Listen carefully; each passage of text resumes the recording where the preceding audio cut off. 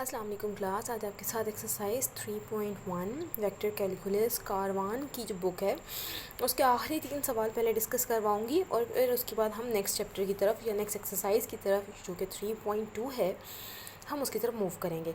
इस क्वेश्चन में पढ़िएगा, उसने कहा if F in T R continuous at T is equal to T not then prove that this term is also continuous. हम जब maths पढ़ रहे होते हैं ना तो उसमें एक डेफिनेशन कुछ इस तरह की भी होती है। वो कहता है बाय डेफिनेशन, इसी डेफिनेशन में हम कुछ रिजल्ट्स को हम कुछ इस तरह से जो है ना बुलाते हैं, लिखते हैं, जो जिस तरह से भी आप कहना चाहें ना, तो हम कहते हैं by definition of continuous function, function minus functional value, ठीक है, at T is equal to T not, अगर उन दोनों का डिफरेंस लेस देन आए और that is called the epsilon, ठीक है, इसको एप्सिलॉन बोलते हैं। और एप्सिलॉन ऐसी टर्म होती है जो छोटी से छोटी, छोटी से छोटी, बहुत छोटी होती है, ऐसी छोटी कि जिसको आप इग्नोर कर सकें। Whenever T minus T not is less than delta. ठीक हो गया, ये मैंने डेफिनेशन लिखी जब एफ ऑफ टी कंटिन्यूस था at T is equal to T not पे। सिमिलरली नेक्स्ट डेफिनेशन आ गई जब आपके पास जी ऑफ टी कंटिन्यूस था at T is equal to T not.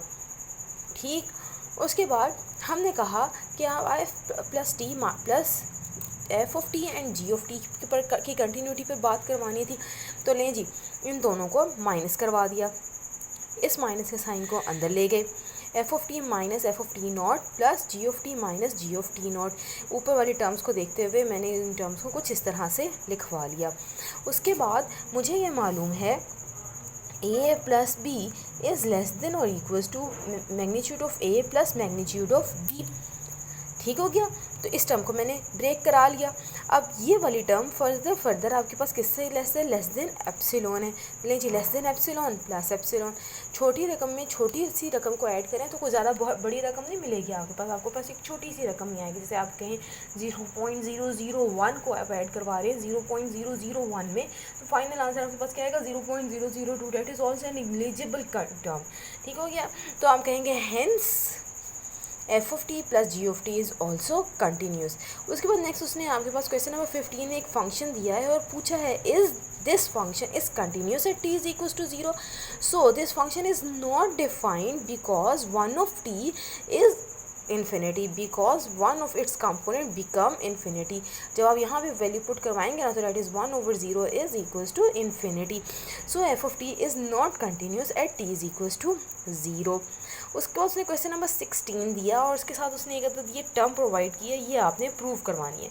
इसके अंदर डबल डेरिवेटिव है, तो मैंने पहले फर्स्ट डेरिवेटिव लिया, देन सेकंड डेरिवेटिव लिया और फिर वैल्यूज़ को इसकी लेफ्ट हैंड साइड में पुट करवा कर फाइनल आंसर निकाल लिया। होप सो आपको ये वाला लेक्चर समझ आ रहा होगा। अगर आपको नहीं समझ आ रहा तो एक बार दोबारा से वीडियो को गो थ्रू कीजिएगा, आपको ज़्यादा बेहतर तरीके से जो भी इश्यूज़ होंगे आपके वो क्लियर हो जाएंगे। हाँ जी, अब आपके साथ एक्सरसाइज 3.2 की बातें होने लगी हैं।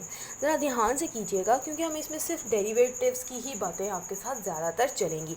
उसने आपको क्वेश्चन नंबर 1 में 2 फंक्शंस प्रोवाइड किए हैं और उसने कहा है कि उनके सम का डेरिवेटिव ले लें। सबसे पहले मैंने क्या किया, इन दोनों फंक्शंस को ऐड करा लिया। जब मैंने ऐड करा लिया तो मेरे पास आंसर कुछ इस तरह का आ गया। उसके बाद मैंने सिंपल इसका डेरिवेटिव ले लिया। उसके बाद question number 2 and question number 15 ये खासे रिजेम्बलेंस क्वेश्चन की, तो क्वेश्चन नंबर 2 मैं करवा रही हूँ आपके साथ, क्वेश्चन नंबर 15 आप लोग करेंगे और क्वेश्चन नंबर 2 का भी एक पार्ट मैं करवाऊँगी, दूसरा जो है ना वो आप लोगों ने करना है। इसमें इसने एक फंक्शन f दिया, एक उसने आपको g दिया। उसने कहा f डॉट g और उसका फर्स्ट डेरिवेटिव कैलकुलेट कराना है। लें जी, पहले आप यहाँ पे फंक्शन ऑफ f लिखेंगे, यहाँ पे आप फंक्शन ऑफ t लिखेंगे। उसके बाद आप दोनों फंक्शन ऑफ g लिखेंगे, फिर इन दोनों का आप डॉट प्रोडक्ट लेके इसको सॉल्व करेंगे तो मेरे पास ये वैल्यूज़ आ जाएंगी। फिर मैं सिंपल इसका फर्स्ट डेरिवेटिव कैलकुलेट करा लूँगी। f क्रॉस g वाली कैलकुलेशंस वो आप लोग खुद करेंगे। हाँ जी, नेक्स्ट आप मेरे पास इस क्वेश्चन नंबर 2 का ना एक सेकंड पार्ट और भी था, वो जो मैंने यहाँ पे लिख दिया है, ठीक है, इसको भी आप खुद सॉल्व करवाएंगे। उसके बाद क्वेश्चन नंबर 3 में कह रहा है if r is the position vector of a moving point and r is modulus of vector r then show at this. Since r is modulus of r तो हम यहाँ पे इसकी मॉडुलस का रिजल्ट जो है वो यहाँ पे लिख लेंगे। उसके बाद मैंने क्या करवा लिया, मैंने डेरिवेटिव लगा लिया, पावर आगे, पावर में से एक कम और फंक्शन का डेरिवेटिव। उसके बाद first function as it is, second का डेरिवेटिव प्लस फर्स्ट का derivative second as it is. और हमें ये मालूम है कि आप a डॉट बी लिखें या b डॉट a लिखें, वैल्यूज़ आपके पास क्या रहेंगी, सेम रहेंगी। तो इन दोनों को बाद में मैंने ऐड करवा लिया और लास्ट स्टेप में 2 को कैंसिल करा दिया। इसके सेकंड पार्ट में उसने 2 रिजल्ट्स मुझे दिए हैं और कहा है कि इनको इंटरप्रेट करा दें, इनको बताएंगे ये क्या लिखा है। जब भी 2 वेक्टर्स का डॉट 0 हो तो वो दोनों वेक्टर्स परपेंडिकुलर होते हैं। जब 2 वेक्टर्स का क्रॉस 0 हो तो वो दोनों वेक्टर्स आपस में पैरेलल होते हैं। Question number 4 and question number 14 ये कुछ सेम लाइंस पे बिहेवियर ले रहे हैं, ठीक है जी। तो क्वेश्चन नंबर 4 मैं आपके साथ करवा रही हूँ, क्वेश्चन नंबर 14 आप लोग खुद करेंगे। क्वेश्चन नंबर 4 में उसने कहा वेक्टर आर दिया, उसने कहा इसका जो फर्स्ट प्रोडक्ट ले लें, फर्स्ट डेरिवेटिव ले लें और इन दोनों का क्रॉस प्रोडक्ट लें, तो जो आंसर है वो आपके पास 5k आना चाहिए।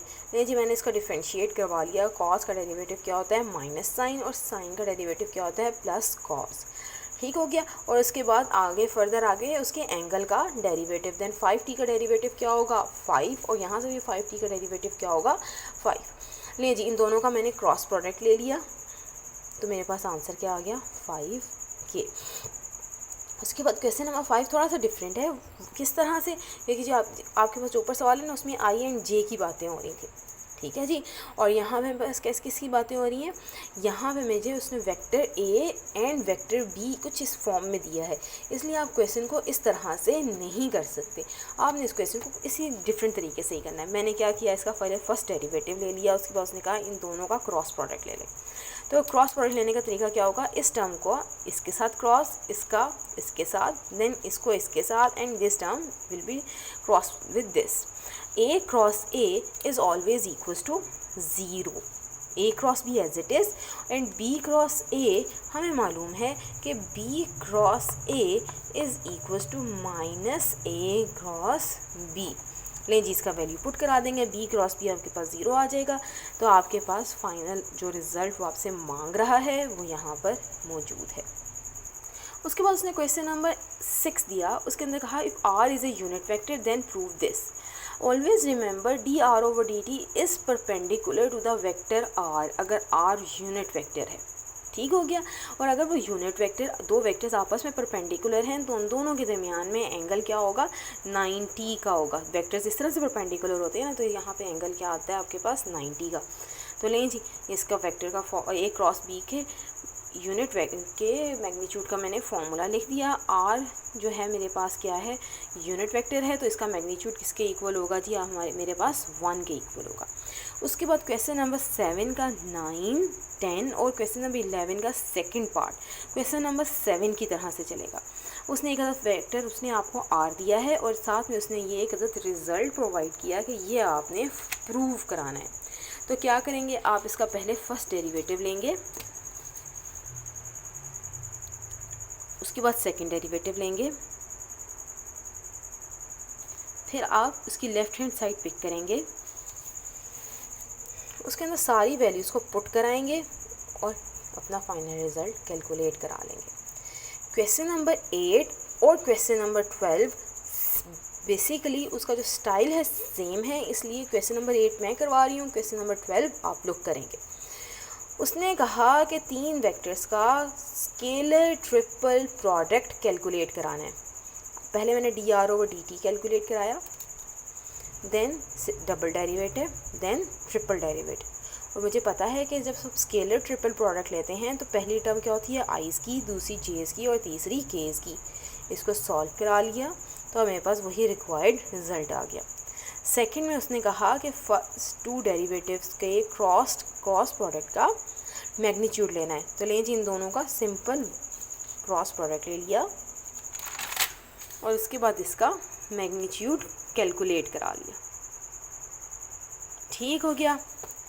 उसके बाद आपके पास क्वेश्चन नंबर 11 है, उसमें उसने आपको एक वेक्टर प्रोवाइड किया और ये आपने प्रूव करवाना है। रिमेंबर डैट कि ये वाला क्वेश्चन और जो भी आप पीछे करके आए हैं ना, ये वाला सवाल क्वेश्चन नंबर 3 का फर्स्ट पार्ट, यह ऑलमोस्ट सेम है। यहाँ पे हमने मैग्नीट्यूड नहीं डाला और इसमें हम सिंपल मैग्नीट्यूड्स डाल रहे हैं, ठीक है जी। एज वी नो डैट क्योंकि इस क्वेश्चन में उसने आपको नहीं लिखा था कि r इज़ द मैग्नीट्यूड, तो हमने यहाँ पे इसका मॉडुलस इस तरह से कर लिया है और सिंपल उसकी डेरिवेशंस करवा ली। होप सो आपको आज का लेक्चर पसंद आया होगा और समझ भी आया होगा।